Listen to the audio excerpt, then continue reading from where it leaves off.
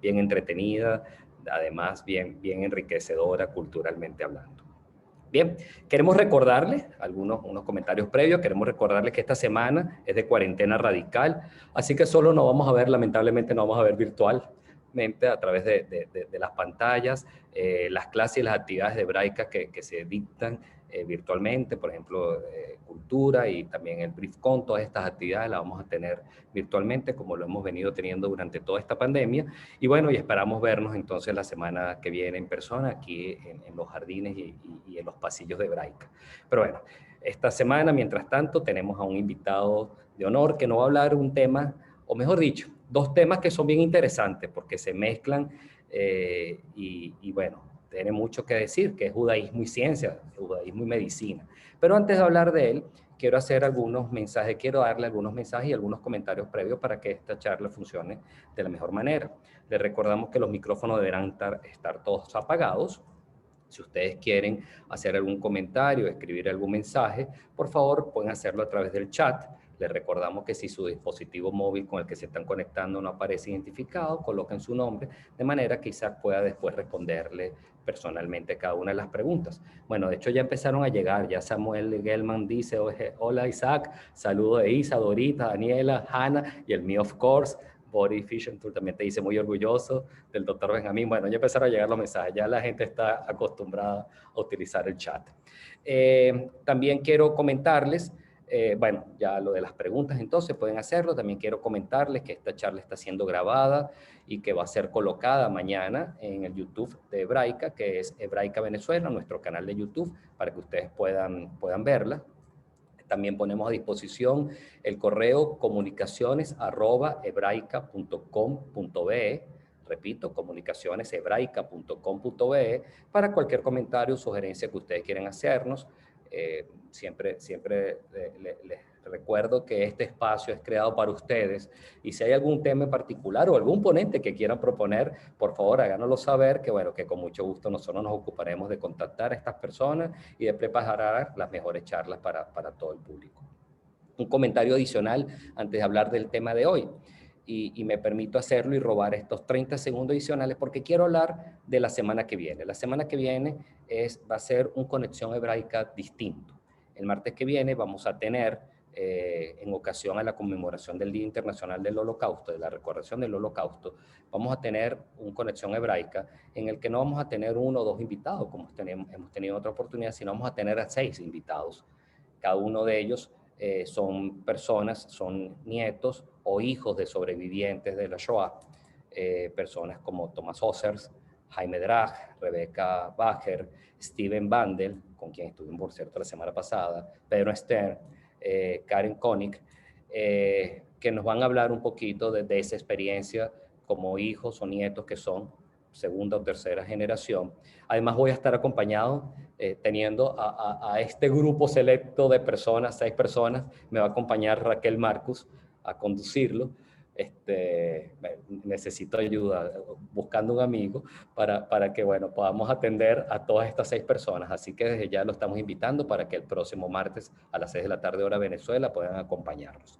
Pero bien, quiero hablarles de lo que estamos hoy, de nuestro invitado y de la ponencia de hoy. Voy a sacar por acá mi chuleta, perdón. Quiero hablarles un poquito primero de él. El doctor Isaac Benjamín es médico especialista en ginecología y obstetricia en la maternidad Concepción Palacios de la Universidad Central de Venezuela. Es también fellow en Assisted Reproductive Technology de Hadassah Medical Center en Jerusalén, Israel. Es director médico de la unidad de fertilidad de la Clínica Ávila, aquí en Caracas. Es director y profesor del curso de reproducción humana también en la unidad de fertilidad de la misma clínica.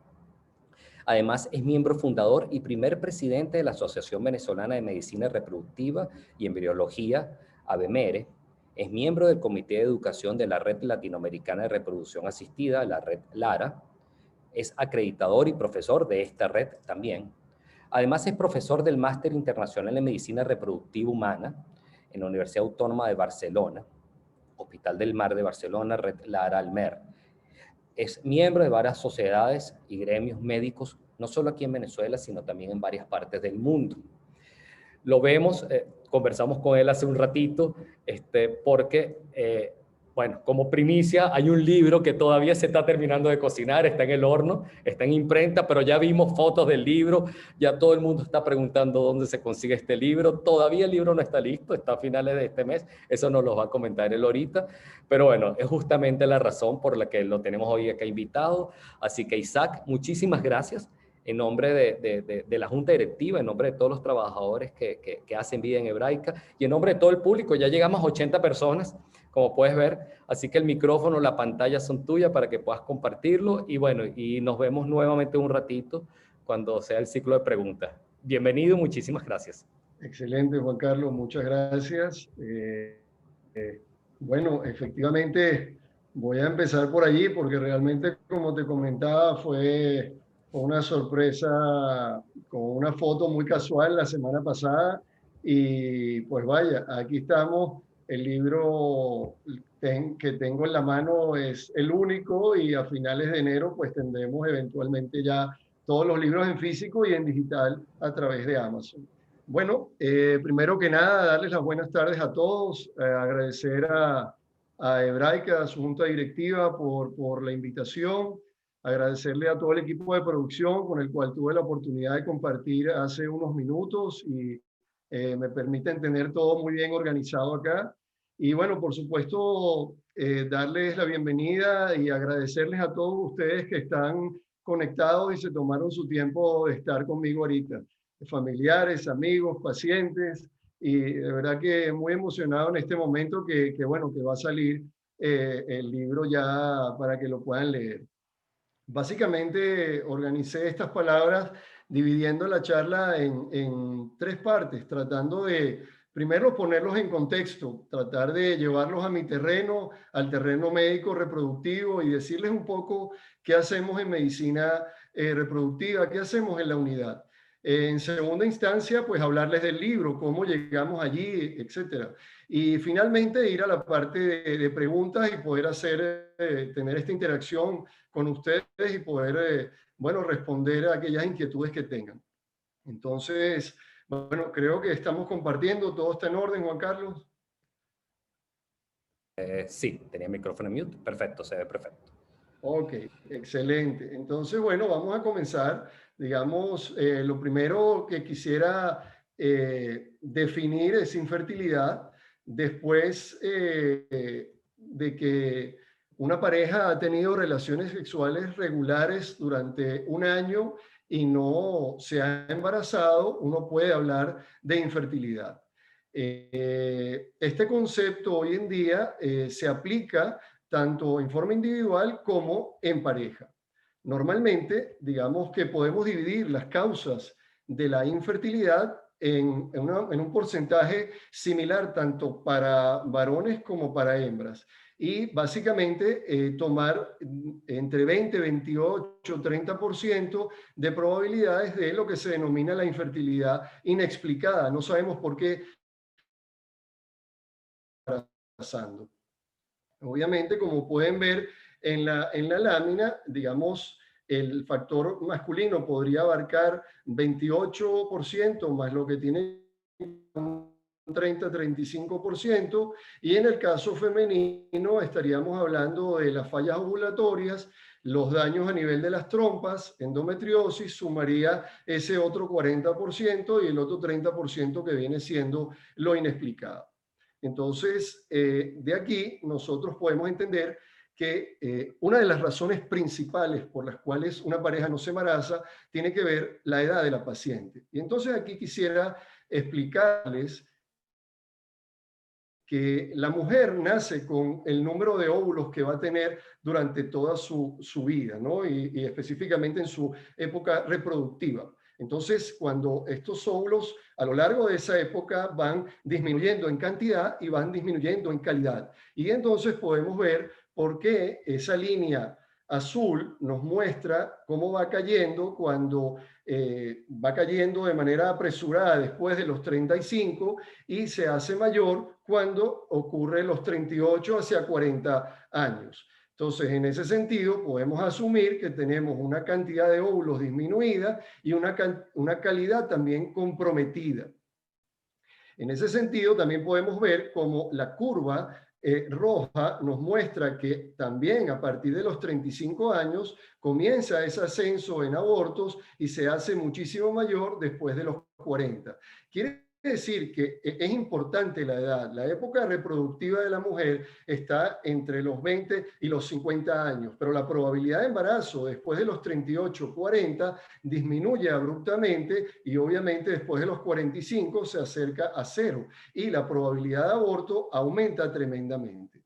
Entonces, esto no ocurre, digamos, para hacer y equiparar una comparación en cuanto al hombre y la mujer. Así como la mujer nace con su cantidad de óvulos y se depleta a lo largo de la vida, tanto en cantidad como en calidad, el hombre no nace con su cantidad de espermatozoides, sino que genera una especie de ciclo en la cual forma estos espermatozoides. Este ciclo puede durar aproximadamente alrededor de 90 días. Entonces, a partir de los 40, 45 años, el hombre comienza a ver una disminución en la calidad espermática, pero perfectamente podríamos ver hombres de 50, 60, 70 años que pueden tener, digamos, espermatozoides que pudieran perfectamente embarazar, muestras espermáticas que embarazan.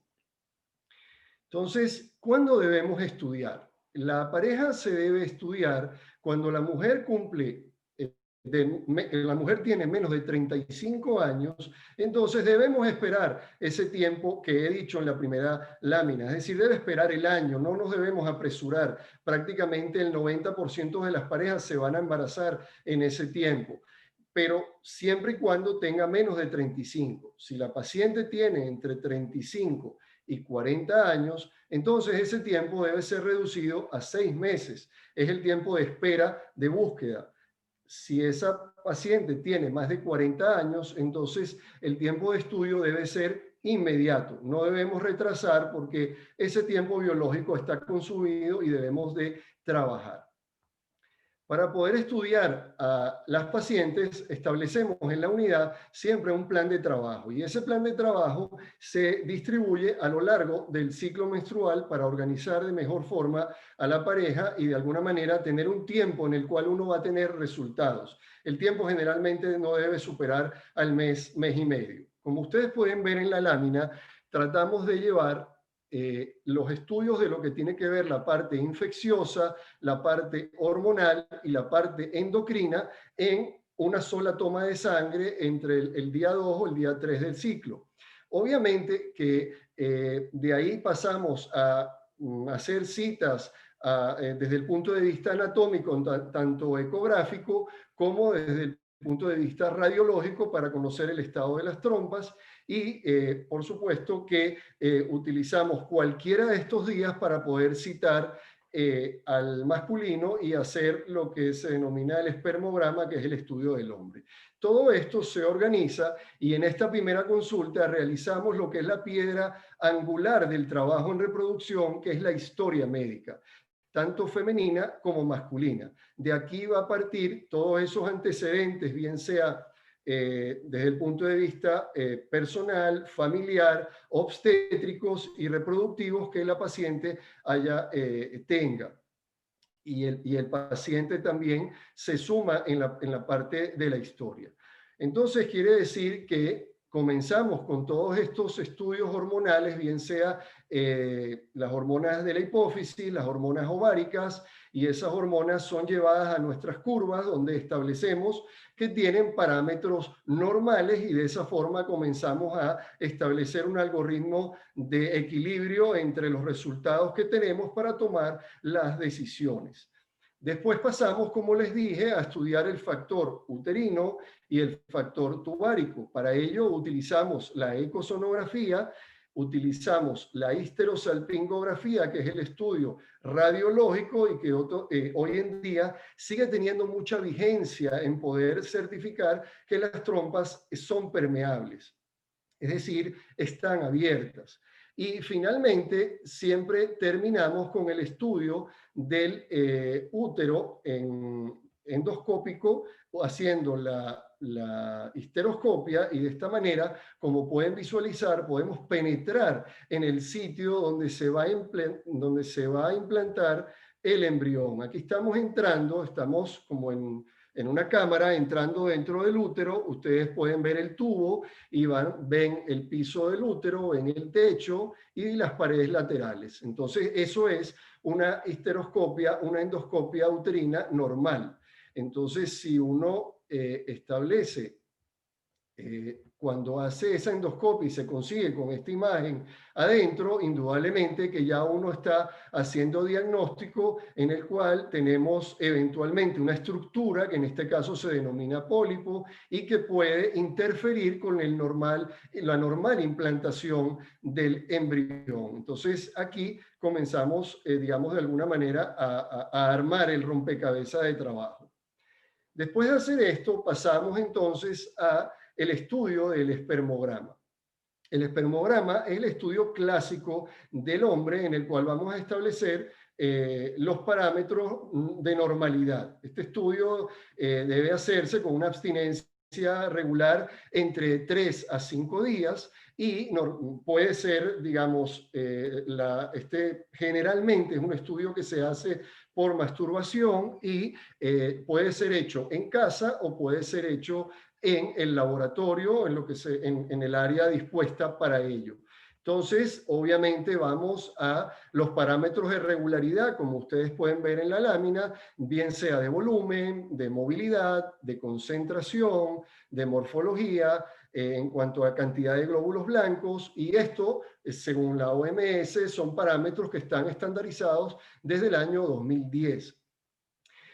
Para tomar estas decisiones, además, nosotros sumamos un estudio que se denomina la recuperación espermática móvil, que representa una especie de filtro de los espermatozoides. Entonces, ustedes pueden ver, esta es una muestra inicial que entrega al paciente, donde lo que se ve moviendo son los espermatozoides, todo lo oscuro representa lo que se denomina el sucio celular o el detritus celular.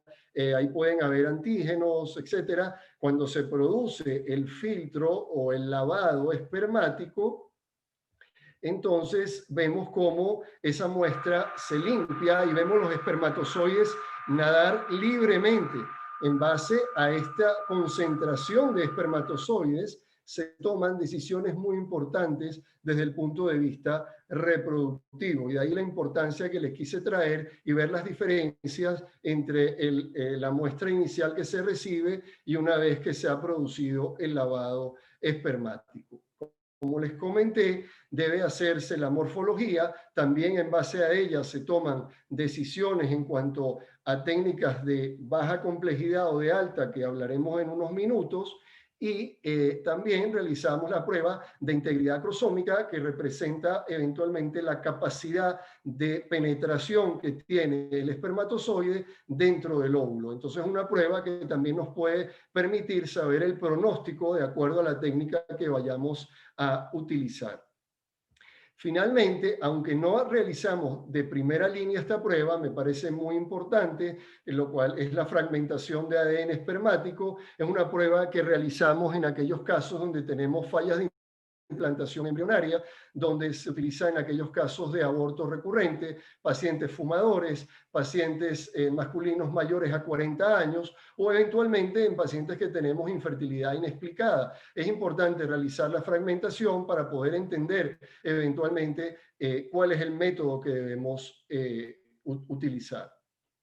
Entonces, una vez que hemos hecho este paseo muy rápido por lo que es la parte diagnóstica, entonces tenemos que tomar decisiones y decidimos si vamos a trabajar en la baja complejidad o si vamos a trabajar en la alta complejidad. La baja complejidad vienen siendo las relaciones dirigidas y las inseminaciones artificiales, y la alta complejidad es la fecundación in vitro.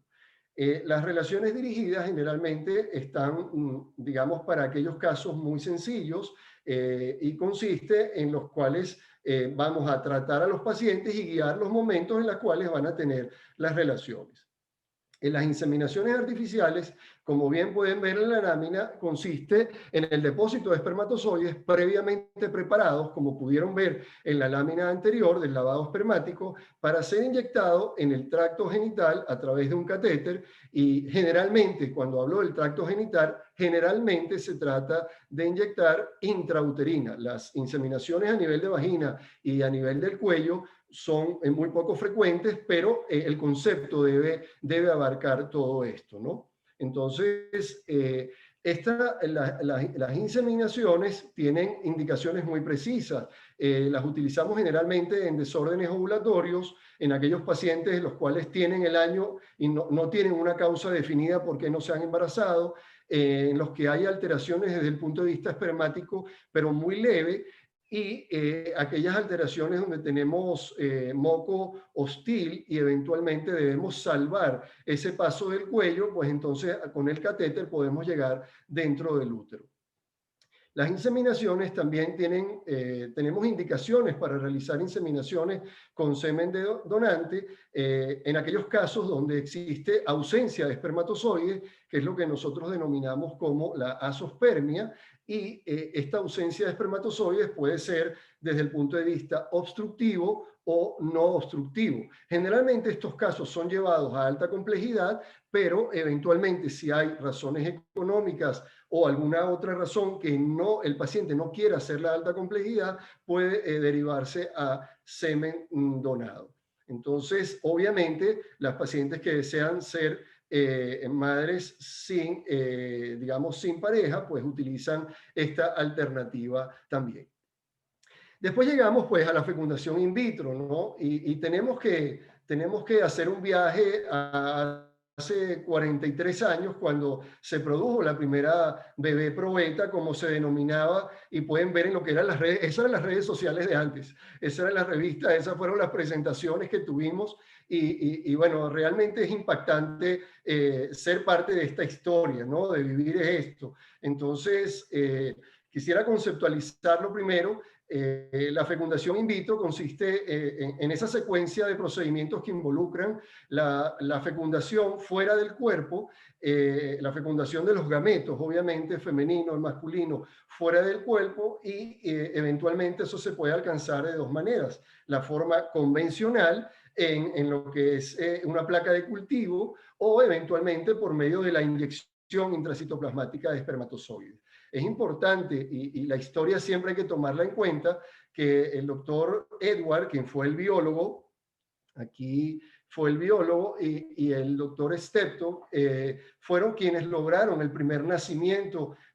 Bueno, ya pueden ver cómo lo llamaron, la super bebé, quien fue Louise Brown, y Louise Brown, pues hoy día pues tiene 43 años desde su nacimiento. Entonces, creo que es muy importante dejar este hecho histórico remarcado. Tuvimos la oportunidad, quienes ven en la lámina, de compartir en el Congreso de San Antonio, en Texas, hace 3 años. Louise Brown es la persona que está en el centro. No pudimos conocerla ahí en el Congreso. Realmente fue un honor y compartir con ella algunas experiencias sobre lo que ha sido toda su vida, ¿no? Entonces, bueno, siguiendo en este orden de ideas, ¿cuáles son las indicaciones por las cuales realizamos las técnicas de reproducción asistida? Como pueden ver en la lámina, las barras de mayor peso son la del factor masculino y la de la reserva ovárica disminuida, que incluye eventualmente también aquellos pacientes que hacemos in vitro por ovodonación, aquellos pacientes que tienen disfunción ovulatoria o que tienen las trompas con alguna disfunción. Entonces pues tenemos que ir a las técnicas de reproducción asistida.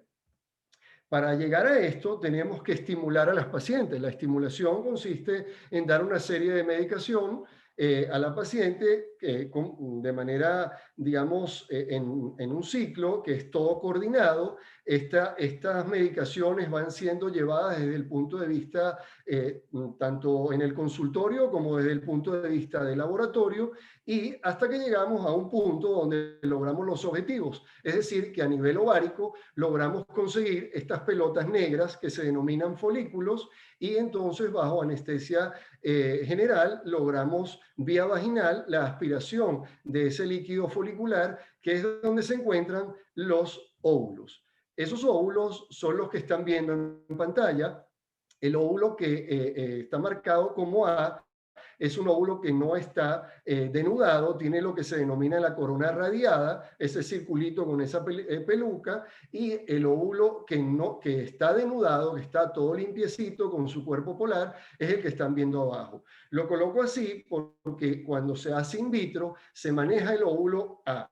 Cuando se hace la microinyección se hace con el óvulo B. Entonces, una vez que tenemos este óvulo y obtuvimos los espermatozoides, entonces se procede a realizar la fecundación extracorpórea en el laboratorio. Como hemos hablado, hacemos la fecundación in vitro, los embriólogos se encargan de hacer la fecundación in vitro y aproximadamente después de ese proceso, unas 18 horas después, se visualiza lo que vemos en la estructura A, donde en el centro ustedes pueden visualizar los dos pronúcleos, lo cual representa que hubo una fecundación normal. Si ven la B, en el centro solo van a poder observar un solo pronúcleo, lo cual es una fecundación anormal, o si ven la C, ustedes van a poder observar que hay 3 pronúcleos, por lo tanto también es anormal. Después de que se produjo este óvulo normal que fue fecundado, va a crecer y se va a convertir en A, que ven esas pelotitas, son denominadas blastómeras. Ahí nosotros estamos observando un embrión de 6 células, un embrión muy limpio, muy bonito, casi sin extrusión citoplasmática. En el B se ven algunos gránulos que representan esa extrusión citoplasmática, y ya en el C ven como hay mucha extrusión citoplasmática. Entonces, esa degradación nos hace saber quiénes son mejores o peores embriones. Obviamente, esto lleva a una autoselección porque ellos siguen creciendo a día 5, a día 6, y son los embriones que estamos viendo que son denominados blastocistos. Los blastocistos, digamos, es el embrión, como acabo de decir, del día 5, del día 6, y el último, el E, es el embrión ya eclosionando, saliendo del cascarón. Entonces, digamos que eso sería una estructura embrionaria normal, ¿no? Ahora bien, no siempre podemos tener recuperación espermática de forma normal. Entonces, a veces en esos pacientes que tienen un problema obstructivo, esos pacientes son llevados entonces a recuperación espermática, bien sea a nivel del epidídimo, que es, digamos, el reservorio de los espermatozoides, o eventualmente a nivel testicular. Cuando vamos a nivel testicular, entonces tenemos dos procedimientos: el cerrado, que es el que están viendo y se hace con una aguja, o el abierto, donde vamos a acceder eventualmente a través del microscopio, evaluar e identificar estos túbulos dilatados, donde vamos a encontrar espermatozoides para proceder a realizar la microinyección. Porque en este caso, como tenemos unidades o tenemos decenas o centenas que no superan, eventualmente no tenemos más de cientos de espermatozoides, entonces tenemos que ir a lo que se denomina, en las siglas en inglés, la microinyección, la inyección intracitoplasmática de espermatozoides. Entonces ustedes están viendo una pipeta que sostiene, este es un procedimiento que realiza el embriólogo, coloca una pipeta de sostén para el óvulo y tienen una pipeta muy delgada, que es la aguja que va a permitir la entrada del espermatozoide dentro del óvulo. Entonces es importante porque esta es una técnica que, digamos, es una derivación de lo que es la fecundación in vitro inicial. Entonces, otra de las pruebas que me parece muy importante resaltarles, que hoy en día se realizan con frecuencia en la unidad, son las pruebas genéticas preimplantación, que por sus siglas en inglés se denominan PGT. Entonces, aquí nosotros podemos eventualmente hacer análisis de mutaciones específicas o eventualmente análisis de todos los cromosomas del embrión.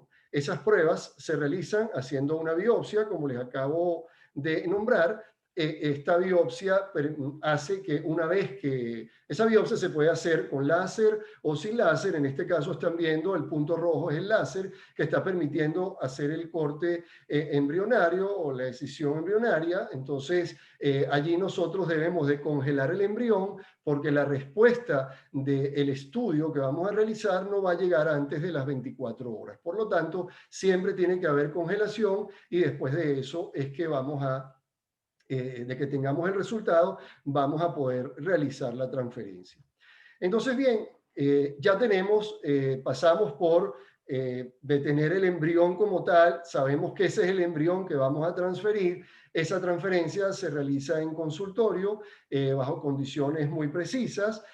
Básicamente utilizamos la ecografía para poder valernos de entender dónde está la ubicación exacta del catéter a la hora de introducir dentro del útero el embrión y lograr dejarlo específicamente en el sitio correcto, porque debe ser dejado a una distancia muy precisa en el fondo del útero. Entonces, como pueden ver en el dibujo.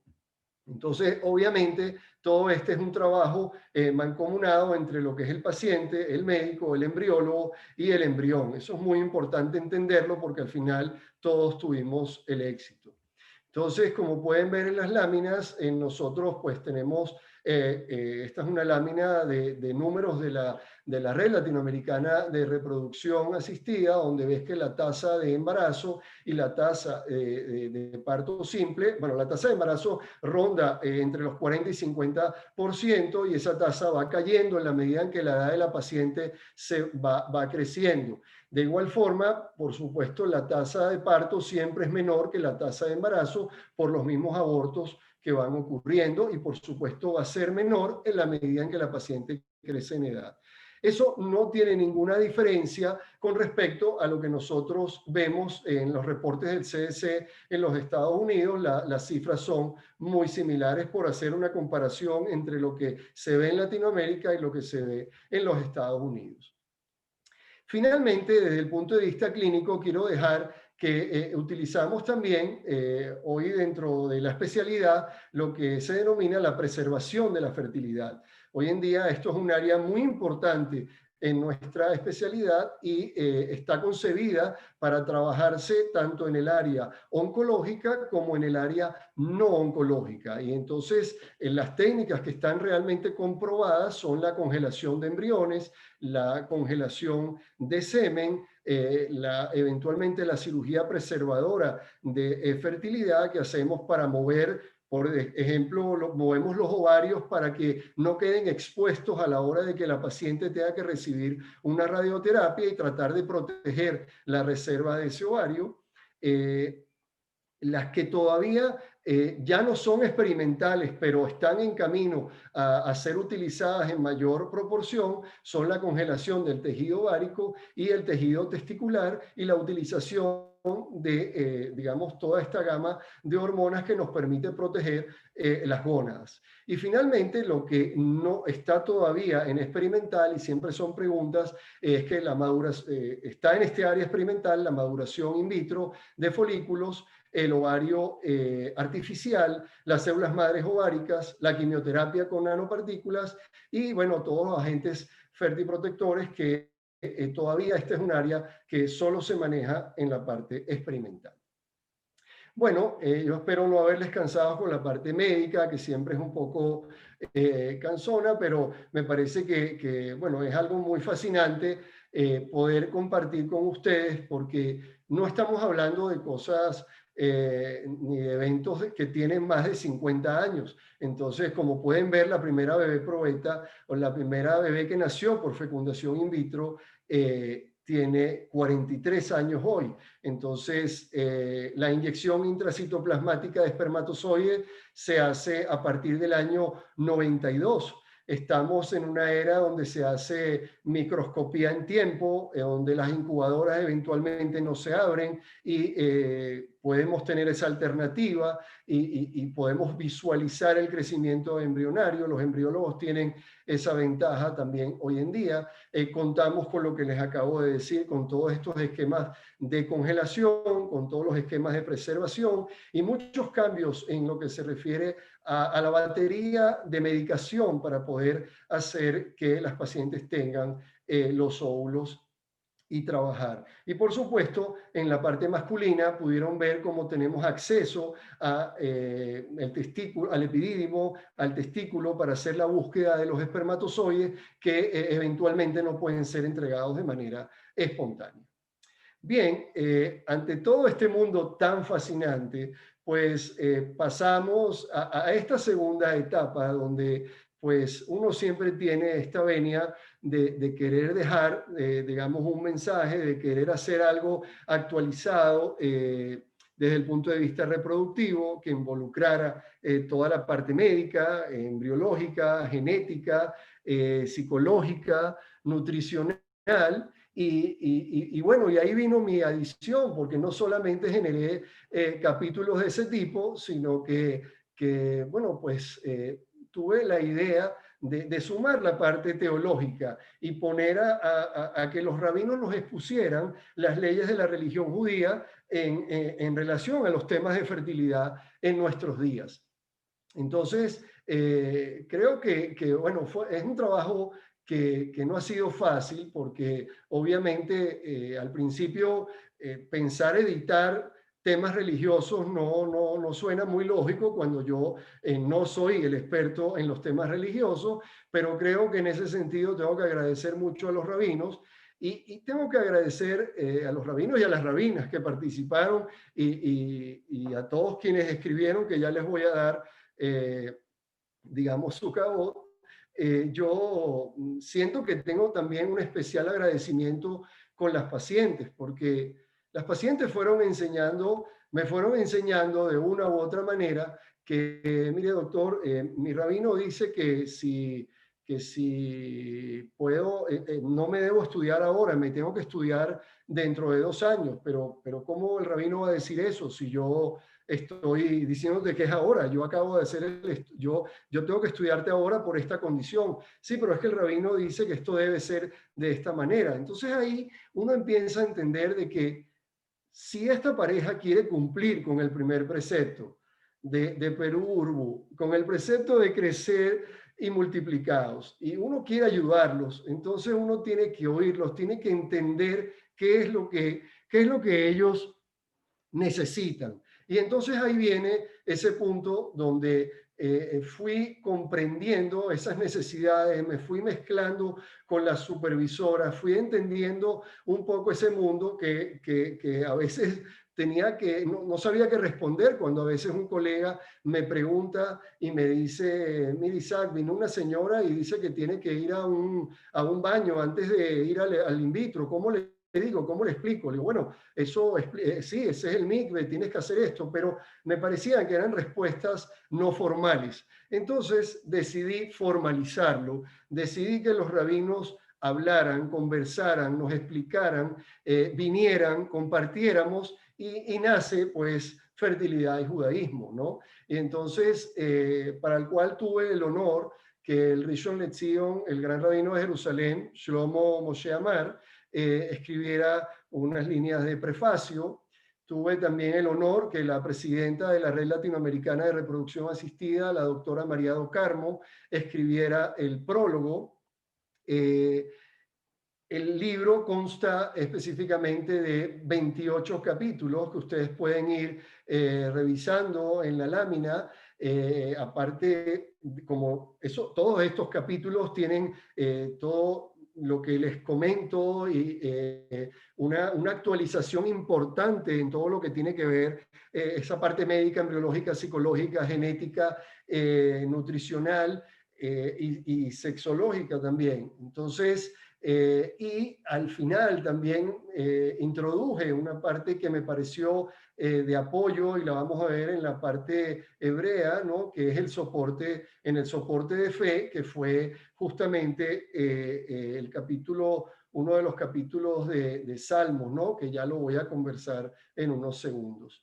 Tuvimos colaboradores de todos estos países, 8 países, estamos reunidos en este libro. Y quisiera dar, digamos, nombrar a cada uno porque verdaderamente así lo merece todos aquellos que colaboraron conmigo.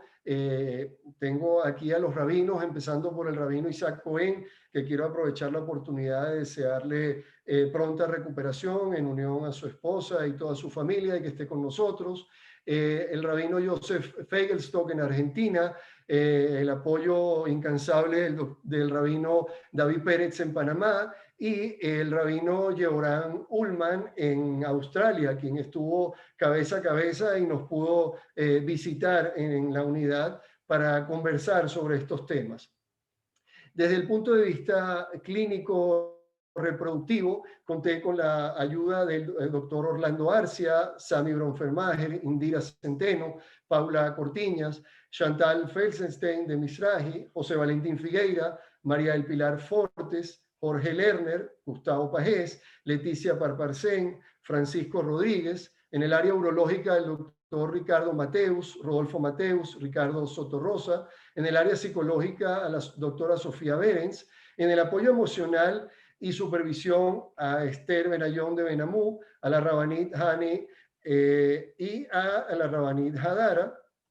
Y en el área embriológica, a Victoria Jiménez, a Alia López, a María Teresa Olivieri, a Aarón Pérez y a José Carlos Rosales. Y en el área andrológica, a María Teresa Álvarez, Esperanza Díaz, Alicia González, Carmen Luisa Loleiro y Zoila Moros. En el área de nutrición, tenemos aquí a la licenciada Al-Sur. Okay, aquí está la licenciada Al-Sur.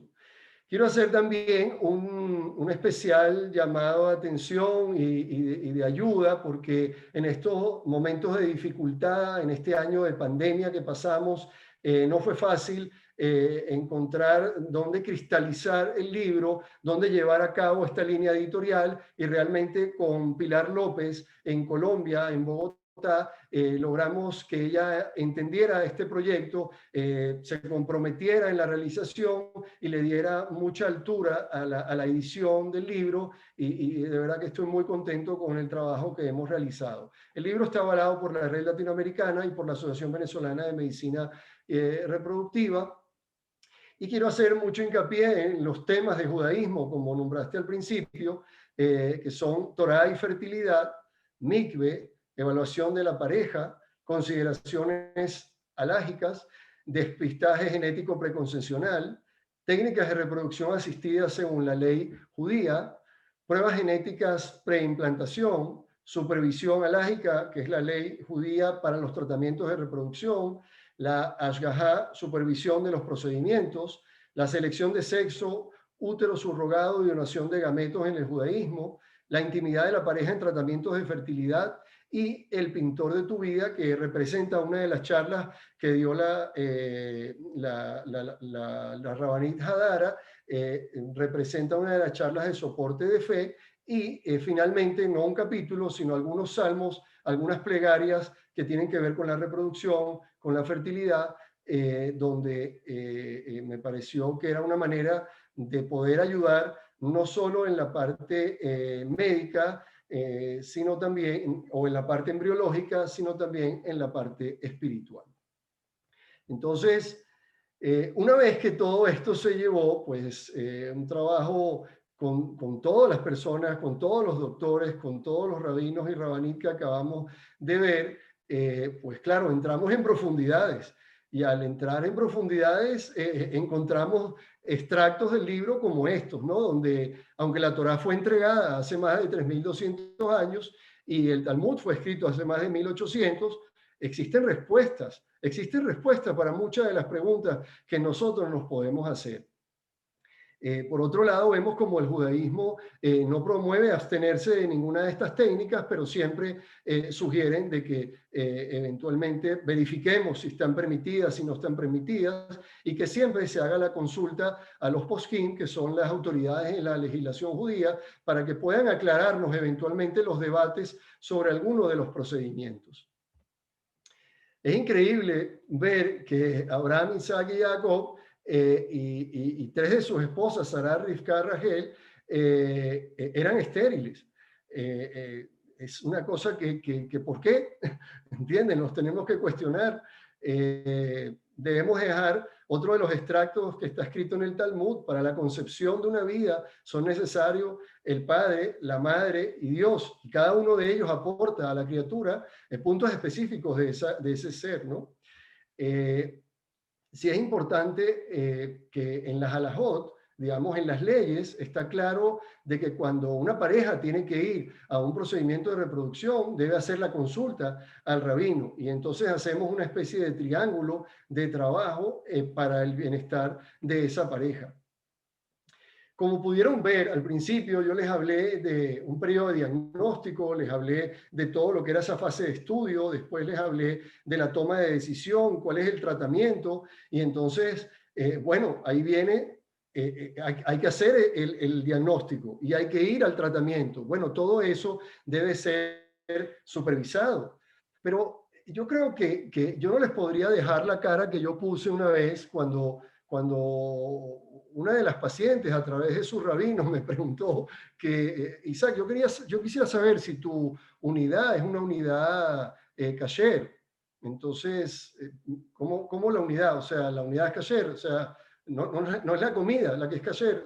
Entonces, tenemos que entender qué es lo que significa esto para esa pareja, para poder ayudarlos, ¿entiendes? Tenemos que entender cuando una paciente pregunta después de una transferencia si ella está anidada o no está anidada, y ya tengo una lámina donde vamos a hablar un poquito de eso, pero es increíble que si se introdujo un catéter dentro del útero de esa paciente, y obviamente el procedimiento es un procedimiento muy limpio, un procedimiento que no debe llevar sangre, pero el rabino debe saber. Ella pregunta si está anidada o no. Entonces el rabino pregunta si ese catéter mide más de 2 milímetros o no mide más de 2 milímetros. ¿Cómo saber eso si uno no estudia la ley? Si no tienes el rabino al lado. O sea, es imposible. Entonces, los alcances que tiene la religión y la ley son muy grandes. Y así debe ser en otras religiones también. Por eso lo bonito de poder estudiar y poder plasmar lo que hemos analizado, para que entonces tanto médicos como pacientes podamos leer y podamos entender de cuáles son las normativas, ¿no? Entonces, como les decía, la paciente tiene que cumplir, estos son uno de los ejemplos, tiene que cumplir con las leyes de Taharat HaMishpahá, que se denomina la pureza familiar. Es decir, sin entrar en temas profundos, la paciente debe introducirse en esa piscina que viene llena de agua de lluvia, de agua natural. Entonces, ¿qué significa? ¿Cuándo se debe introducir? Bueno, pues ese médico debe saber que la paciente va a arreglar. Si ella va a arreglar, entonces desde el momento en que arregla, desde el momento en que sangra, ella está nidá. Entonces es un momento que, en términos sencillos, ella, digamos, no puede tener contacto con su esposo, ni físico ni sexual. Entonces ella debe esperar que termine ese sangrado y debe cumplir 7 días posterior a terminar ese sangrado. Generalmente el sangrado es de 5 días. A partir de ahí hace su contaje de 7 días y entonces es que ella puede ir al mikve. Ese es un procedimiento que es supervisado por el rabino, por la rabaní, y entonces una vez que ella se introduce en el mikve es que podemos hacer los procedimientos de reproducción. Si no, no lo vamos a poder hacer. Entonces tenemos que tomar en cuenta eso, porque un esquema de estimulación, de medicación, que genere una producción ovocitaria muy violenta, muy rápida, no va a dar tiempo de ir al mikve. Y si no, entonces vamos a estar comprometidos, el ciclo se va a comprometer, como nos ha ocurrido, y entonces vamos a tener que proceder a hacer la aspiración de los óvulos, congelar los óvulos, esperar que la paciente pueda ir al MICVE, el paciente va a poder entregar la muestra y entonces descongelar los óvulos para proceder a hacer la fecundación. Es tan complicado como eso, pero esos trabajos los hemos tenido que hacer. En ese sentido, bueno, todos sabemos que en la religión está prohibida la masturbación, porque existe lo que se dice que es en hebreo, que es zera levatalá, que significa que ese fluido se pierde y ese fluido no se puede perder. Entonces, nosotros indicamos al paciente que debe masturbarse para obtener la muestra espermática y es la forma ideal. Pero el rabino le dice a la pareja, le dice al paciente que no, que eso no se debe hacer de esa manera, que lo debe hacer con relaciones, pero ¿cómo con relaciones? Bueno, con relaciones, es decir, van a tener las relaciones y con un dispositivo igualito con el recolector que usamos para orina, lo va a colocar a nivel vaginal y por gravedad vamos a recoger lo que tengamos y eso es lo que vamos a estudiar. Pero bueno, rabino, tuvimos problemas con esa muestra, no obtuvimos lo suficiente, entonces tenemos que utilizar un condón o preservativo especial sin espermaticidas, al cual hay algunos otros que se le perfora un orificio minúsculo para poder realizar eventualmente la relación. Y entonces en ese condón traerlo en el recolector para que en la unidad podamos estudiar. Si usted no entiende esto y usted recibe un recolector con un condón adentro y el paciente le trae eso, la bióloga le va a decir, doctor, no entiendo ese paciente, está loco, me trajo eso, yo no sé qué hacer con eso, yo lo boté. Entonces, aquí tiene que haber una normativa clara y establecida y estudiada donde ese paciente, cuando va a un procedimiento de reproducción, el personal que trabaja, tanto médico, embriólogos, entienden quiénes son eventualmente las personas que van a supervisar y van a acompañar todo este proceso y de esa manera nosotros podemos ir a la primera lámina y saber que vamos a ayudar en cumplir, crecer y multiplicados, porque si no, le vamos a generar un peso más en esos hombros a esa pareja que tiene muchas dificultades porque no se está embarazando y el médico, bien sea judío o no judío, no la está entendiendo. Porque no se trata de que el médico sea judío o no, sino de que el médico comprenda cuáles son las normativas. Y por eso el libro, por eso mi motivación en escribirlo y en decirle a los quienes son expertos que escriban también al respecto de ello.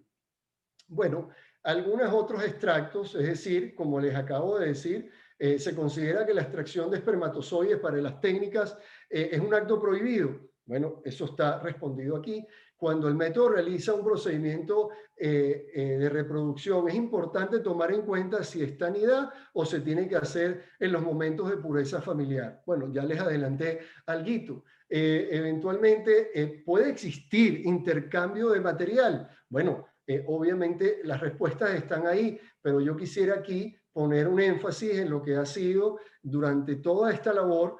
Se ha generado a nivel comunitario los grupos de Mashgihot, los grupos de supervisoras que se han venido especializando de muy buena manera y trayendo especialistas de afuera que también se han reunido con nosotros para hacer un trabajo mancomunado y poder ofrecerle lo mejor a las pacientes y los mejores resultados.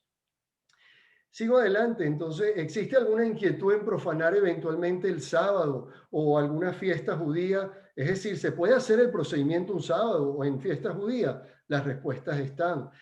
Una pareja que hace una técnica de reproducción asistida, un in vitro o una inseminación, cumple con el precepto de ser fructífero y multiplicarse.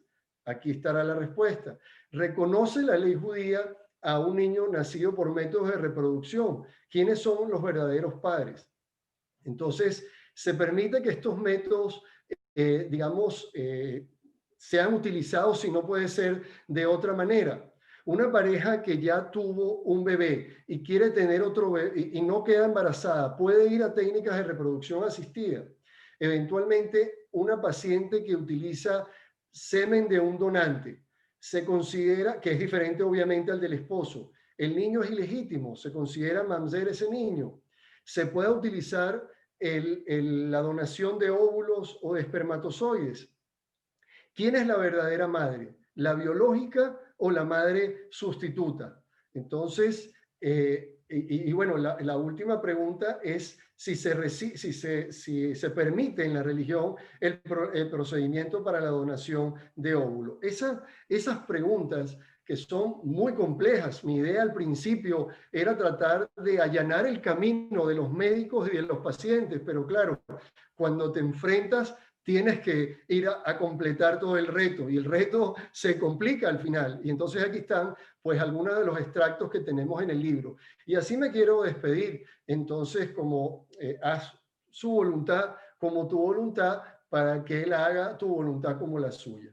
Entonces, creo que, bueno, eso está extraído del Tratado de Pirkei Avot y, bueno, creo, de una manera les he traído pues la parte médica, lo que representó el libro y ahora quisiera compartir con ustedes un poquito pues estas inquietudes que pudieran tener. Gracias, Isaac. Se me ocurrieron 1000 preguntas en el camino que van a salir porque definitivamente es un tema apasionante, como dices tú, pero también bastante complejo, ¿no? Y bueno, yo creo que queda mucho. Le recuerdo a las personas que no han Como te estado dije, escuchando. el libro está aquí, ¿no? No es que, que no haya, es el único libro que hay, pero aquí está, es real. Entonces, bueno, sí va a estar a finales de enero, como dijiste, ¿no? Sí, se han conectado, bueno, llegamos a pasar las 100 personas, así que ha sido una maravilla. Les recuerdo a las personas que esta charla está siendo grabada, mañana va a estar colocada en el canal de YouTube de Hebraica Venezuela, para alguna persona que preguntó por allí. Tienes muchísimos saludos por acá. Voy a leer algunos rapidito. Alguien que se identifica como Diana, gracias Hebraica por la excelente iniciativa. Edgar Benaín, muchas felicitaciones al doctor Isaac por su libro. Seguro será un éxito, se le aprecia. Rebeca Levy, no por aquí. Muchas felicidades Isaac por este gran logro. Luisa Benayo, mucho orgullo ser paciente, el mejor doctor del mundo. Felicidades. Aplausos por parte de Cindy Serfati. Indira Centeno, orgullosísima de ti, querido amigo. Felicidades, querido Cuña, te deseo mucho éxito. Eso es Annie. Gabriela te dice, muy orgullosa de ti, papi. El trabajo duro y dedicación dieron su fruto. A ver, hay muchísimo. Qué gran lujo tener a un profesional y sobre todo un ser humano, ejemplar de calidad. Isaac, gracias por tus aportes que has dejado en todos tus pacientes y amigos. Esto lo dice Isaac Bloom. A ver, por aquí están llegando algunos mensajes. Muchas felicitaciones. Voy leyendo de abajo para arriba. Mimi Elbaz te dice, ¿el libro estará disponible para el exterior? Sí, sí, va a estar disponible para Miami, Panamá, México y Argentina. Y por supuesto Venezuela, ¿no? Y va a estar en digital, o sea que lo van a poder también tener en cualquier parte del mundo. Y en Amazon también va a estar, En entiendo, Amazon, ¿no? exacto. Correcto. Increíble ponencia, me encantó tu charla, Isaac. David, voy por aquí. Tío, te felicito. Bueno, tienes tu club de fans, definitivamente. Felicidades, doctor. Gracias. Patricia y Juan Carlos. Cola Cabó, toda nuestra admiración hacia ti, primo y amigo, doctor. Había alguien que habían sido pacientes tuyos, que además había quedado tratada. A ver, por acá, alguna pregunta. Muy interesante el tema. A ver, mientras van llegando las preguntas. Hablando de esta mezcla de ciencia y religión y judaísmo, ¿cómo se maneja el tema de los tiempos? Es decir, hablaste, por ejemplo, de ir al mikve, de hacer todo esto, los tiempos de ovulación, pero también hay unos tiempos que tú hablabas que había o sea, que había que colocar, hacer la fertilización. ¿Cómo se maneja eso? Y por otro lado, el estrés que genera esto en las parejas religiosas definitivamente, no dificulta el proceso. Bueno, sí, sí, en principio digamos que genera estrés desde el punto de vista médico, genera estrés desde el punto de vista del paciente. Por eso es importante saber que es un paciente que amerita ir a todos estos procedimientos. Entonces uno puede generar, hay un capítulo en el cual escribí sobre estimulación ovárica y hay algunas alternativas que permiten retrasar, sin desmejorar la calidad del ciclo, retrasar un poco el logro de esos folículos. Ahora, no hay ninguna duda de que existen a veces situaciones donde, pues vaya, tocó que hay que aspirar el día sábado. Y entonces, obviamente, no se puede aspirar el día sábado.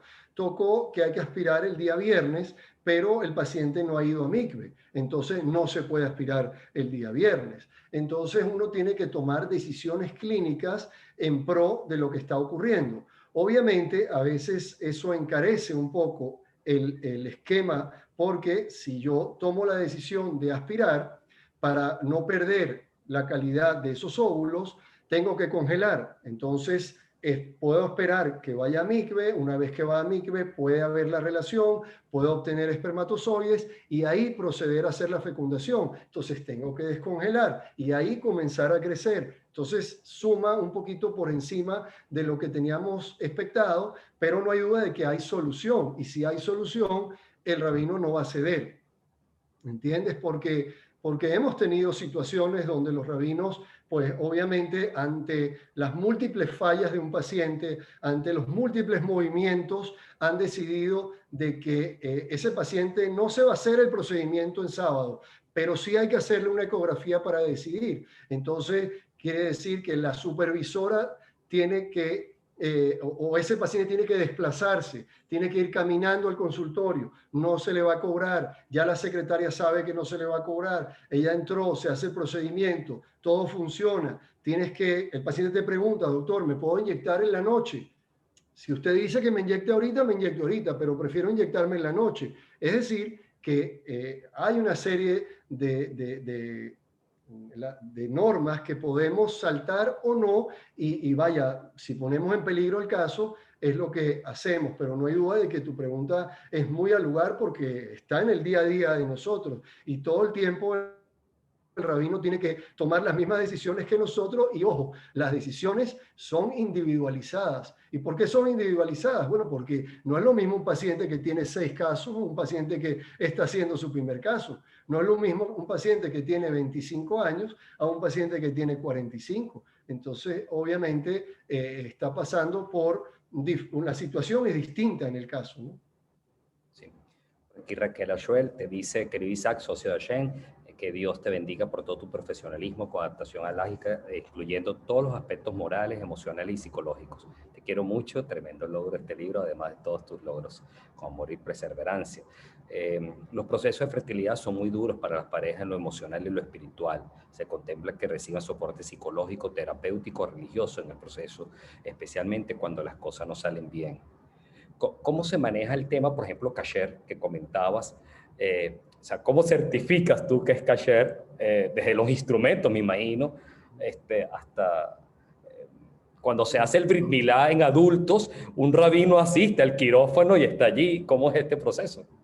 Bueno, para kasherizar tu unidad, para volver kasher tu unidad, el rabino asiste a la unidad, la visita, entra, conoce el área clínica, conoce el área del laboratorio, el área de andrología y eventualmente comparte con el personal. Y entonces genera una serie de instrucciones que deben cumplir. Pero básicamente, digamos, diría yo, y resaltaría las más importantes, es la parte de la supervisión. Es decir, no hay nada que se pueda hacer en el procedimiento de esta pareja cuando se va a trabajar donde la mashguijá o el mashguía, la supervisora o el supervisor no esté presente.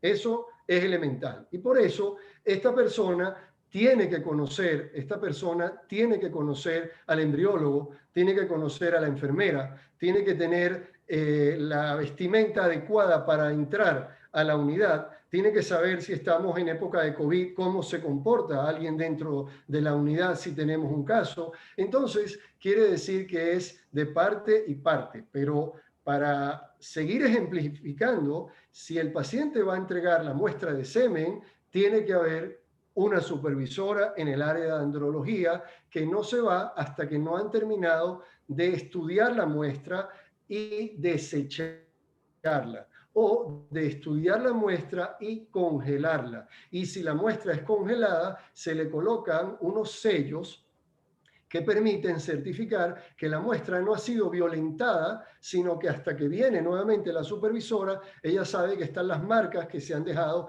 en esa muestra. Entonces, de esa manera, se tiene garantía de que no ha ocurrido nada. De igual forma, cuando vamos a in vitro, pues ocurre lo mismo. La supervisora, que 100% es mujer, porque estamos trabajando con una paciente, entonces ella está desde el momento en que se anestesia a la paciente hasta el momento en que yo termino de hacer la aspiración de los óvulos. Después, la supervisora descansa y cuando pasan 2, 3 horas donde el biólogo, el embriólogo va a empezar a trabajar con los óvulos, ella debe nuevamente de entrar y estar presente en todo el procedimiento hasta tanto sean introducidos en la incubadora con los sellos correspondientes. Normalmente los embriones son vistos al día siguiente, ya te comenté, 18 horas aproximadamente, donde se visualiza la fecundación. La supervisora tiene que asistir a esa fecundación y de ahí tantas veces como el embriólogo necesite abrir la incubadora. Después, cuando se dispone el momento de transferencia, la supervisora va a estar en ese momento para ello y no cumple solamente labores de supervisión, sino cumple también labores de soporte de fe, ¿entiendes? Con la paciente y de apoyo, y obviamente se convierte en parte de lo que es el secreto médico, porque forma parte de lo que es el equipo médico de trabajo. Entonces, al final es parte del staff de la unidad. Obviamente que si tenemos que acceder al testículo de un paciente, entonces ahí tenemos un supervisor, un más guía, para hacer esta supervisión. Y bueno, esos son algunos de los ejemplos que acabas de comentar, ¿no? Sí. Hay parejas que abandonan los tratamientos, pues están agotados. ¿El judaísmo está en contra de que se abandone el proceso o insiste en que deben seguir buscando el embarazo?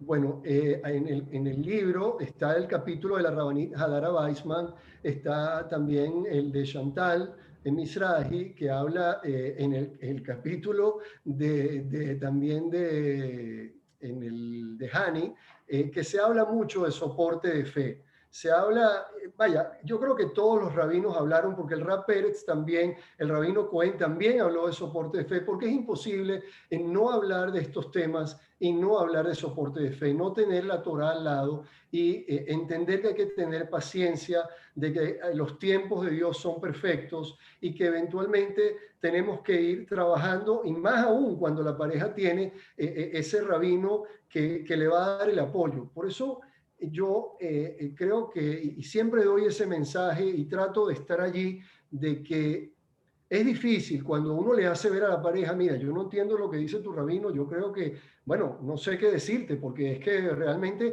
lo que tienes que hacer es esto, por eso ha fallado. Entonces uno, en vez de ayudar, lo que está haciendo es comprometer. Claro que a veces, pues vaya, cuando tienes pacientes de 7, 8, 9 casos, los pacientes son médicos, los pacientes saben, han estado en Caracas, en Nueva York, en Israel, tienen una vasta experiencia y eventualmente entonces pues luchan conmigo, luchan con el rabino, luchan con todo, pero lo importante es que luchan por tener ese bebé.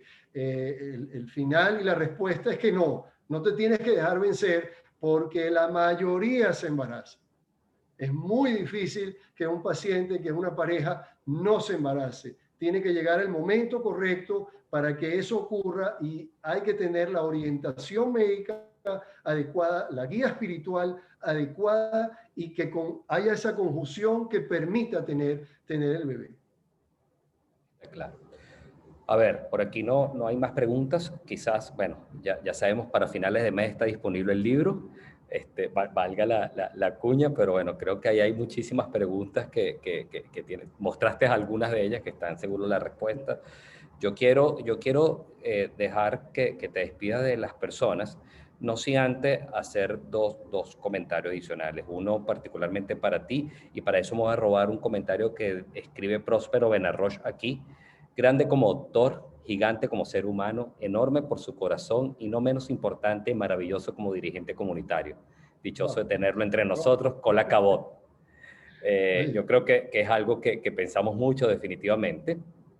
Antes de ir abriendo los micrófonos, dejarte que te despidas de toda tu gente que está aquí, de amigos, de pacientes que tienes, de personas que están escuchándote. Quiero recordarles a todas las personas que nos escuchan que la semana que viene vamos a tener un ciclo de charlas Conexión Hebraica especial, porque vamos a estar haciendo honor en ocasión de la conmemoración del Día Internacional de la Recordación del Holocausto. Vamos a tener un panel, por eso digo que va a ser distinto. Vamos a tener a 6 invitados, a Tomás Ossers, a Jaime Drach, a Rebeca Bacher, a Steven Bandel, a Pedro Ester y a Karen Koenig, que nos van a estar acompañando. Me va a acompañar en la moderación, voy a estar acompañado de Raquel Marcus, para que entonces a las 6 de la tarde nos veamos la semana que viene. Mientras tanto, y para que entonces te despida, Isaac, muchísimas gracias en nombre de la Junta Directiva del Centro Social, Cultural, Deportivo y Religioso Hebraica, de todo su grupo de gerentes y ejecutivos, de todos sus trabajadores, de todas las personas que te escuchamos. Pronto, bueno, tu apellido siempre suena mucho en mi casa porque nuestras hijas estudian juntas y siempre se están nombrando y hablando, pero bueno, pronto nos vemos aquí en Hebraica para tomarnos un café. El micrófono es tuyo, vamos a ir abriendo el micrófono del resto de las personas para que puedan saludarte. Bueno, Quienes quieran encender su cámara, por favor. Isaac, muchísimas gracias. y bueno, a mí no me queda más que agradecerte, Juan Carlos, por toda la dirección, a todo tu grupo, agradecer a la Junta Directiva de Hebraica. Muy emocionado de que esta sea mi primera plataforma en la cual pude lanzar el libro. Realmente yo creo que es mágico que sea Fertilidad y Judaísmo y sea aquí. Espero les haya gustado y realmente, pues vaya, siento que este era el legado que quería hacer, ese era el reto y ojalá que podamos seguir mejorando y seguir ayudando a las parejas. Y bueno, no quisiera despedirme también sin agradecer a todos aquellos que me acompañaron, todos esos bellos mensajes bueno, que le llenan a uno el corazón y verdaderamente son el estímulo para que uno pueda seguir adelante trabajando bueno, por su profesión, por su especialidad, por la clínica donde trabajo, por mi unidad y por mi comunidad. Entonces, muy agradecido con todos ustedes y bueno, no quiero quiero ponerme mi cachucha comunitaria para recordarles bueno, no estamos libres de COVID, de que debemos seguir teniendo cuidado, de que estamos en una muy tensa calma, estamos eventualmente a la expectativa de esta segunda fase y las clínicas comienzan a tener ya pisos llenos. Hay que mantenerse con los tapabocas, hay que mantenerse con los protectores faciales, con la distancia social, hay que lavarse las manos regularmente y tener mucha precaución, no olvidar que seguimos en pandemia, que no estamos ni mucho menos todavía en un momento en el cual podamos hacer reuniones abiertas con un número de personas importantes, debemos controlarnos en ese sentido. Y bueno, pues nada, compartir con ustedes ahorita todas estas caras conocidas que veo y agradecerles de verdad de todo corazón por acompañarme y bueno, ojalá que les haya gustado y seguir trabajando por todo, por la comunidad y por mi país, Venezuela. Tienes que leer todos los mensajes porque tienes un montón de mensajes felicitándote con la cabot. Vamos a dejar a las personas que hablen, quien se identifique cada uno. Por allí, ¿quién eres? Benjamín tenía la manito levantada. Ah, mira. Qué bella. Ah, mira, aquí está mi nieta, qué bella. Homer, Gaby. Felicidades, Paz. Isaac, un orgullo de verdad presenciar todos estos logros tuyos. Por internet hoy me dijo que también está súper orgullosa de ti. Entonces te mandamos un abrazo y que los logros siempre sigan y sigas cosechando todo esto de éxito. Mira, tú estabas preguntando, gracias Homer, un abrazo, Juan Carlos. Aquí tienes para que lo tengas en tu haber. Aquí está Ilana desde Chicago que nos está viendo. Pues. Ah, fíjate, no tenemos Chicago, maravilloso. Sí, bueno, por ahí veo a Simel, a Carlitos, a mi hermano Moisés. Estoy viendo por ahí a David, a Bruta, a nuestro presidente, ella. Sí, a la prima Raquel, por ahí la estoy viendo. Felicitaciones. Ese libro es de largo alcance. Sí, sí. Mundial debe ser. Gracias. Y bueno. Minutos después, Leo Bailey. Felicitaciones a Bruta, un fuerte abrazo. Diana, Me encantó tu charla. Que tengamos la foto. Y un potente disparo. Felicitaciones de mi parte. Sí. No solamente. Hola Sarita, te vi por ahí también, Sarita. Hola Isaac, ¿cómo estás? Bien, bien. Felicidades, Hola, mi rey. Gusto saludarlos. Felicidades, Benjamín. Felicidades. Aquí hay parte de tu trabajo.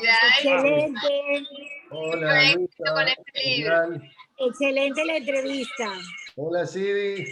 Hola, por fin, te voy bien raro. Debe estar por ahí, Pola, que se trasnochó con su suegro. Felicidades, doctor. Un abrazo. Trasnochado en Israel. Felicitaciones, Isaquito. Ari. Papi, te amo. Este grupo de los bailarines, que te están saludando. Exacto. Uno tiene todas las facetas comunitarias. Más de la 1 de la mañana ahorita en Israel, ¿no? Quienes están conectados desde allá son las 1:15 por allá, ¿no? Sí. Trabajo de Isaac, saludos. Sigue con el Mi gran amigo Abraham, aquí está Abraham Garzón. Viendo también. Gusto de verte, Abraham. Muy orgulloso del doctor. Hermano, muchos éxitos. Gracias. Moisés, creo que ya te nombré, ¿no? Moisés, mi hermano, que está por ahí. Sí. Patricia, que Muchas felicidades, hermano. Gracias. Muchos éxitos.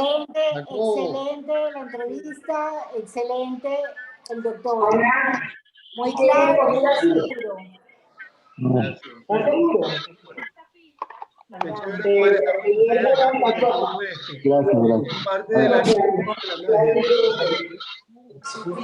y, bueno, y tengo que saludar a mis padres que están por ahí. Es importante tus padres, claro. A Clara y abuelo Yentó. Y él enunció. Sí, ya lo saludé, abuela Samuel y abuela Pola.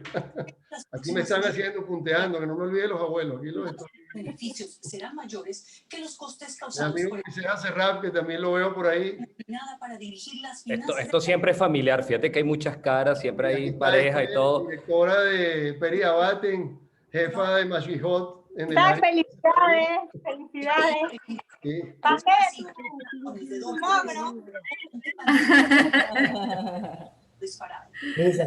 Niña, a ver si voy pronto.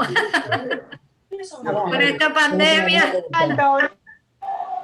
Muchos éxitos. Gracias, Diana. Gracias por conectarte. Excelente abrazo. entrevista. Ari. Qué orgullo, Dios mío. Exactamente. No hay palabras. Felicidades, Isaac. Ojalá pronto tengan el libro en su mano. ¿No? Hola, doctor. Sí. Epa, ¿cómo estás? Pásame lo que te lo vendo. ¿Dónde lo podemos comprar? Berlín. Qué chévere. Gusto de saludarlos. Bueno, un abrazo. Felicidades, mucho éxito, Isaquito.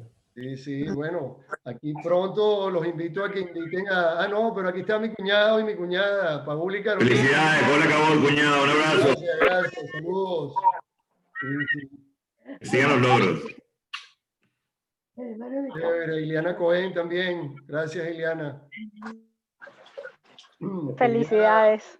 Decirles, bueno, hebraica, comentarles, porque es importante que inviten a los grupos de Mashihot para que también se activen tanto el grupo de Hani como el grupo de Esther y puedan seguir adelante en estas informaciones que he venido dando. Ellas son las verdaderas jefas, ellas son las que dirigen esos grupos. Entonces, creo que es importante y son movimientos muy, muy interesantes comunitarios que tenemos y que vale la pena resaltar.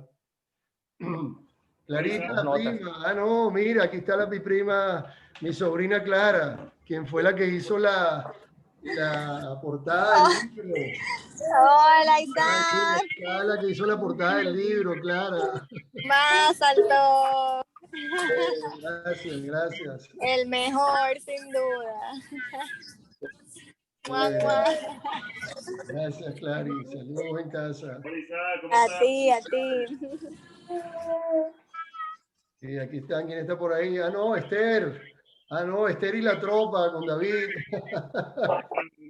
La gran tropa. Mira qué grandes están, qué chévere. Sí. Puro artículo para caballero por ahí. Totalmente. Mucho éxito siempre. Chévere. Éxito, Isaac. Elías, gusto de saludarte, tiempo sin verte. Hola, ¿cómo estás? Solamente como 27 años. Más o menos más de 20 años te iba a decir, imagínate, qué gusto de saludarte. Nada, No me digas a la gente dónde nos vimos la última vez, ¿no? saludos de Chicago y ahí veo a Ilana Shosha también. Exacto, o sea que hay dos conectados desde Chicago. Exacto. Sí, sí. Gravly, te saludé, perdón. No, ¿Cómo estás? Hola, doctor. Muchas felicidades, mucho éxito. Muy buena la exposición. Gracias. Qué bueno tenerlos a todos, ¿no? No es fácil. Yo creo que si lo hubiéramos planificado mejor no salir así de bien. Estoy muy feliz de haber podido compartir este primer momento del libro con ustedes. Creo que este va a ser el inicio de un gran éxito con él. Y bueno, seguir adelante con todos los retos que uno siempre tiene. Bueno, y nos sentimos contentos aquí en Hebraica apoyar de alguna manera, porque no estaba planificado así, pero bueno, de apoyar, no, de apoyar buenísimo, esto. Buenísimo, buenísimo, porque fueron los primeros. Me imagino que tendría que hacer algunas disertaciones de lanzamientos oficiales, pero este fue lo oficial ya de primera línea. Así es. Bueno, muchísimas gracias a todos. Vale, les Será mando entonces... un gran abrazo a todos, de verdad los quiero y bueno, seguiremos luchando por nosotros, por la comunidad y por Venezuela, que falta que le hace bastante. Amén, amén. Felicidades, que pasen una feliz semana. Nos vemos el martes que viene entonces a las 6 de la tarde, hora Venezuela. Hasta luego. Dale, saludos a todos.